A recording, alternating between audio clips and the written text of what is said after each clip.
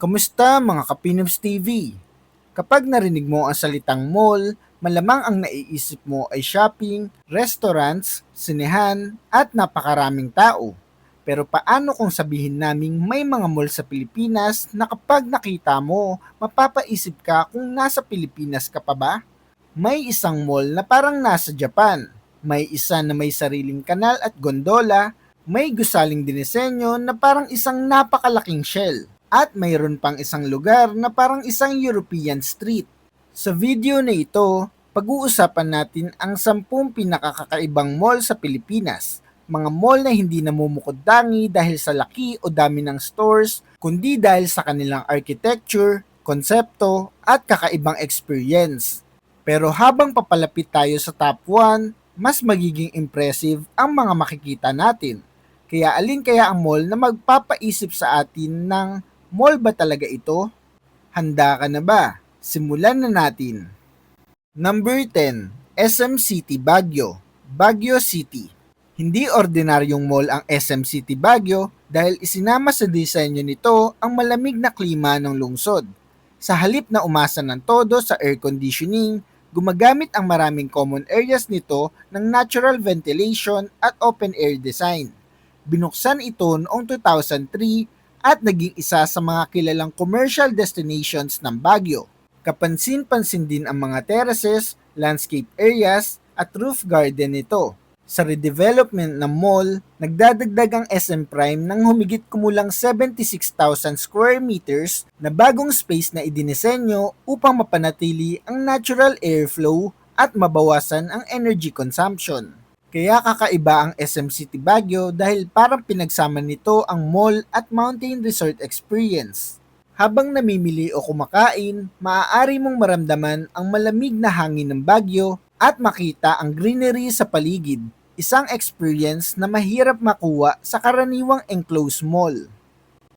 Number 9, Mitsukoshi BGC, Taguig City. Para kang nagpunta sa Japan nang hindi umaalis ng Pilipinas kapag nasa Mitsukoshi BGC.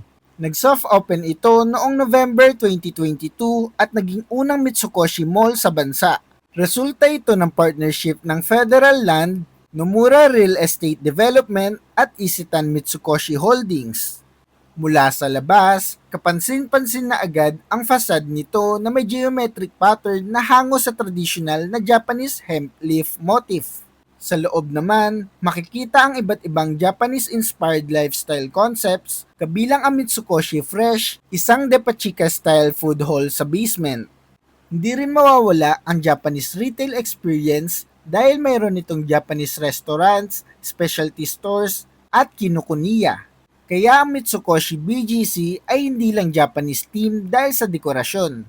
Mula architecture hanggang shopping at dining experience, talagang sinubukan nitong dalhin ang Japanese department store culture sa BGC. Number 8, Evia Lifestyle Center, Las Piñas City.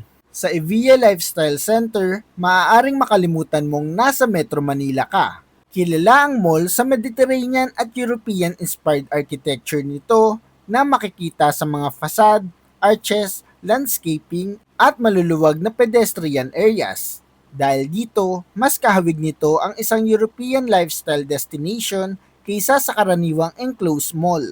Isa sa pinakakakaibang feature nito ang indoor sky ceiling sa atrium. Gumagamit ito ng lighting system upang lumikha ng illusion ng natural sky at baguhin ang atmosphere depende sa oras o setting. Pinagsasama rin nito ang greenery, water features at European-inspired architectural details. Bukod sa shopping, mayroon itong restaurants, cafes, entertainment areas, at cinema experiences. Kaya ang konsepto ng Evia ay hindi lamang pumunta sa mall para mamili, kundi magpunta para maglakad, kumain, mag-relax, at maranasan ang kakaibang European-inspired environment. Number 7, The Corner House, San Juan City. Hindi rin pangkaraniwan ang The Corner House sa San Juan dahil hindi ito idinisenyo bilang typical na enclosed mall. Dinisenyo ito ng Bangkok-based Department of Architecture kasama ang local firm na BAAD Studio bilang isang open-air community-oriented commercial space. Layunin nitong gawing bahagi ng experience ang paglalakad at pakikisalamuha. Pinakamalaki sa mga architectural feature nito ang humigit kumulang 500-meter spiraling ramp na paikot na umaakyat sa building. Hindi lang ito daanan, maaari itong gamitin para sa walking, jogging, dining, events at iba pang activities. Mayroon ding restaurants at spaces na nakapalibot sa ramp at atrium. Dahil tropical ang klima ng Pilipinas, gumagamit din ito ng motorized louvers, roller blinds, operable walls at ceiling fans para sa ventilation at weather protection. Kaya kakaiba ang The Corner House dahil sa halip na itago ang mga tao sa isang sagradong building, ginawa nitong open-air architecture at paglalakad ang mismong attraction. Number 6. Greenbelt, Makati City. Sa gitna ng Makati Central Business District, napapalibutan ng skyscrapers at concrete structures, may isang commercial complex na kilala sa greenery nito, ang Greenbelt.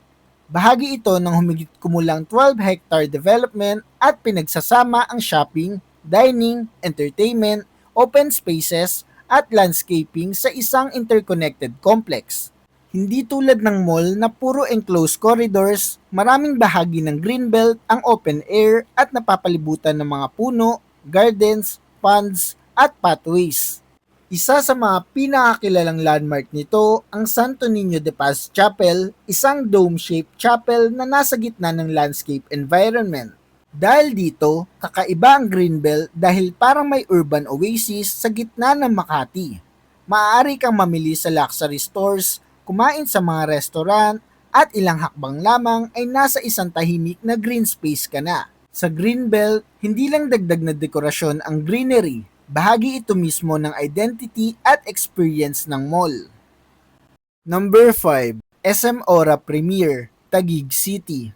Isa sa mga mall na talagang kapansin-pansin kahit mula sa malayo ang SM Aura Premier sa Bonifacio Global City. Dinisenyo ito ng international architecture firm na Arquitectonica kaya ibang-iba ang itsura nito kumpara sa karaniwang rectangular na mall. Ang facade at roofline nito ay may sculptural, curving forms na nagbibigay sa gusali ng futuristic at modernong karakter. Binuksan ito noong 2013 bilang bahagi ng Bonifacio Civic Center. Hindi lang aesthetics ang pinag-isipan sa disenyo nito. Ang SM Aura ay isa sa mga unang commercial development sa Pilipinas na nakakuha ng LEED Gold Certification, isang internationally recognized standard para sa outdoor space na pinagsasama ang greenery, dining at leisure areas. Sa halip na manatili lamang sa loob ng mall, binibigyan nito ang mga bisita ng pagkakataong makapag-relax sa open-air environment sa gitna ng BGC. Kaya naman kakaiba ang SM Aura dahil pinagsasama nito ang high-end shopping, futuristic architecture at sustainable design. Sa isang lugar, makikita mo ang luxury retail stores, restaurants, entertainment spaces, at isang elevated garden na may modernong cityscape sa paligid. Para itong isang malaking architectural sculpture na ginawang functional shopping at lifestyle destination.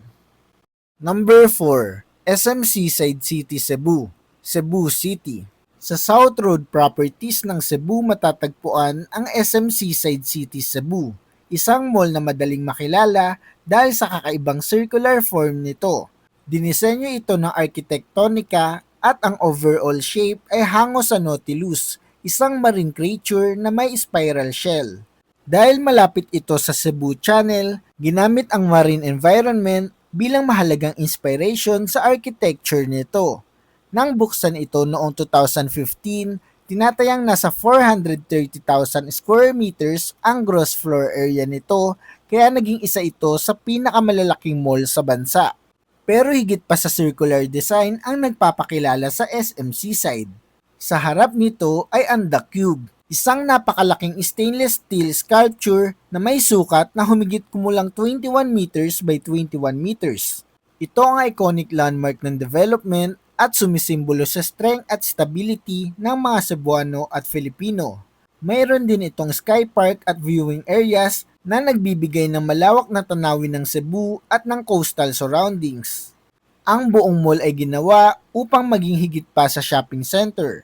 May retail stores, restaurants, entertainment facilities, cinemas, ice skating rink, bowling at iba pang recreational spaces. Kaya naman kakaiba ang SM Seaside dahil pinagsasama nito ang Nautilus-inspired architecture, seaside location, malaking public sculpture, at entertainment complex sa iisang destination. Para sa maraming bisita, ang mismong gusali ay isa ng attraction bago pa man sila makapasok sa mga tindahan. Number 3, Parcal, Asiana City, Parañaque City. Hindi mukhang tradisyonal na mall ang Parcal. Sa halip na isang malaking enclosed building, isa itong 5-hectare mixed-use development na binubuo ng siyam na interconnected 4-story buildings. Ang pangalan nitong Parcal ay kombinasyon ng park at kalye na bagay sa konsepto nitong pinagsasama ang retail, offices, greenery, recreation at pedestrian spaces. Binuksan ito noong September 2023 at idinisenyo upang maging isang walkable urban destination. Ang pinakakilalang feature nito ay ang malaking floating ETFE canopy na nagsisilbing protection laban sa init at ulan habang hinahayaan pa ring pumasok ang natural light. Sa ilalim nito ay may mga tindahan, restaurants, landscape areas, plazas at pedestrian pathways. Ang architecture ng mga gusali ay modernong interpretasyon ng bahay na bato. Kaya makikita rito ang kombinasyon ng contemporary materials at mga elementong inspired ng Philippine architectural heritage. Hindi lang basta design award ang natanggap ng Parcal. Noong 2024, napabilang ito sa World's Most Beautiful Emporiums ng Prix Versailles, kasama ang ilang kilalang international retail destinations. Idinisenyo rin ito upang maging pedestrian-friendly at humigit kumulang 60% ng development area nito ay nakalaan para sa green landscapes at recreational facilities. Kaya naman kakaiba ang Parcal dahil parang pinagsama nito ang mall, park, street, office district at community space sa isang malaking open-air environment. Number 2, Venice Grand Canal Mall, McKinley Hill, Taguig City. Kung may mall sa Pilipinas na talagang parang bahagi ng ibang bansa, ito ang Venice Grand Canal Mall sa McKinley Hill. Inspirado ito sa Venice, Italy at idinisenyo kasama ang Rome-based architectural firm na Paolo Marioni Arquiteto. Ang pangunahing attraction nito ay ang artificial canal na dumadaan sa gitna ng mall na nagbibigay sa mga bisita ng experience na parang nasa Venetian City Street sila. Ang kanal ay humigit kumulang 200 meters ang haba at 15 meters ang lapad at dito maaaring sumakay ang mga bisita sa mga gondola. Mayroon ding mga gondolier na nagbibigay ng serenade habang naglalakbay ang bangka. Para lalo pang maging makatotohanan ang konsepto, may replikas ng Rialto Bridge, St. Mark's Campanile, at iba pang Venetian-inspired structures sa paligid ng mall. Dahil dito, naging isa ito sa mga pinaka-photograph at pinaka-romantic na shopping destination sa Metro Manila. Hindi rin basta dekorasyon lamang ang konsepto.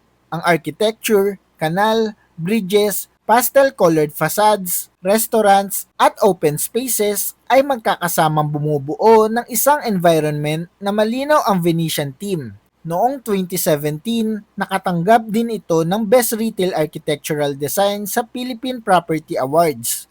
Kaya naman kakaiba ang Venice Grand Canal Mall dahil dito. Ang pagpunta sa mall ay parang isang maliit na European theme vacation experience. May shopping, dining, sightseeing, at kahit gondola ride sa iisang lugar. Number 1, Okada Manila, Parañaque City. At para sa top 1, mahirap talunin ang scale at visual spectacle ng Okada Manila sa Entertainment City, Parañaque. Mas tamang ilarawan ito bilang isang integrated luxury resort na may malawak na retail at dining areas kaysa sa ordinaryong mall. Isa sa mga pinakakilalang commercial spaces nito ang Crystal Corridor, isang eleganteng glass-lined promenade na nakapaligid sa iconic fountain at naglalaman ng premium retail at dining establishments. Ang pinakamalaking attraction nito ay ang The Fountain, na ayon sa Okada Manila ay sumasaklaw sa humigit kumulang 37,464 square meters, katumbas ng area ng 50 Olympic-sized swimming pools. Mayroon itong mahigit 700 high-powered water jets, higit 2,000 lights, speakers, at choreographed shows na pinagsasama ang tubig, ilaw, at musika. Dinisenyo ito ng WET, ang parehong team na gumawa ng mga kilalang water features ng Bellagio sa Las Vegas at Burj Khalifa sa Dubai. Kaya naiiba ang Okada Manila dahil hindi lamang shopping ang iniaalok nito. Isa itong full-scale entertainment destination kung saan pinagsasama ang luxury retail, restaurants, architecture, gardens, entertainment, at isang napakalaking dancing fountain. Mayroon din itong Cove Manila, isang 9,000 square meter entertainment space na nasa ilalim ng malaking glass dome. Sa kabuuan, ang scale, lighting, glass architecture at world-class attractions nito ang dahilan kung bakit ang Okada Manila ay hindi basta mall experience. Isa itong spectacle na parang sariling lungsod ng entertainment sa loob ng Metro Manila. Mga Kapinoms TV, at iyan nga ang 10 pinakakakaibang mall sa Pilipinas mula sa malamig at open-air na SM City Baguio, Japanese-inspired na Mitsukoshi BGC, hanggang sa Venetian experience ng Venice Grand Canal Mall at spectacular na Okada Manila. Pinatunayan ng mga mall na ito na ang shopping center ay hindi na lamang tungkol sa mga tindahan. Maaari rin itong maging architectural landmark, tourist attraction, at isang kakaibang experience para sa mga bisita. Ngayon mga Kapinoms TV, kayo naman ang tatanungin ko. Alin sa 10 mall na ito ang pinaka nagustuhan ninyo?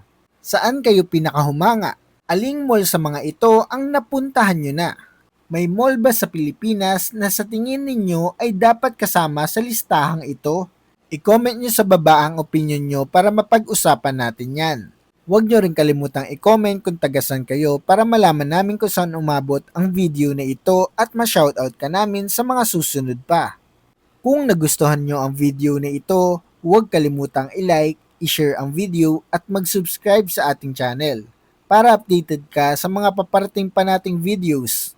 Mga Kapinoms TV, maraming salamat sa panonood. Hanggang sa muli, ito ang Pinoms TV.